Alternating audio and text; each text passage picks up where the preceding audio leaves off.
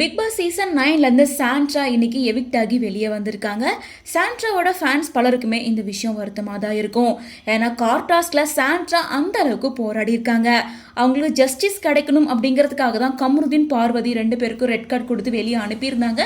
But இந்த விஷயத்தில் Sandra நடிக்கிறாங்க. அவங்க கீழே விழுந்து ஃபிக்ஸ் வந்த மாதிரி நடிக்கிறாங்க. அவங்களுக்கு பேனிக் அட்டாக்லாம் வரவே இல்லை. அநியாயமாக கம்ருதீன், பார்வதி 2 பேரையும் பிளான் பண்ணி வெளியே அமுச்சுட்டாங்க. அவங்க ஒரு ஈவில் அப்படின்ற மாதிரி பலருமே சாண்ட்ராவை திட்டிட்டு வர நிலையில சில பேர் சாண்ட்ராவுக்கு ஆறுதலாக தான் பேசிட்டு இருக்காங்க. அந்த மாதிரி ரம்யா, வியானா இவங்க 2 பேருமே சாண்ட்ரா மேல இருக்க கோவத்தில் அவங்கள பத்தி தப்பான விஷயங்களை பேசிட்டு இருக்காங்க. அதையும் சில பேர் நம்பிட்டு இருக்காங்க. உண்மையிலேயே சாண்ட்ரா ரொம்பவே பாவம். அவங்களுக்கு ஒரு நிலைமை வந்திருக்கவே கூடாது. ஒரு உமனை யூஸ் பண்ணக்கூடாத வார்த்தையெல்லாம் யூஸ் பண்றாங்க, தப்பு தப்பா பேசுறாங்க. கம்ருதீன், பார்வதி 2 பேருமே பேசிட்டு இருக்காங்க. அது ரொம்ப தப்பான விஷயம். அவங்க இது மட்டும் கிடையாது, இன்னும் நிறைய விஷயங்கள் பேசியிருக்காங்க.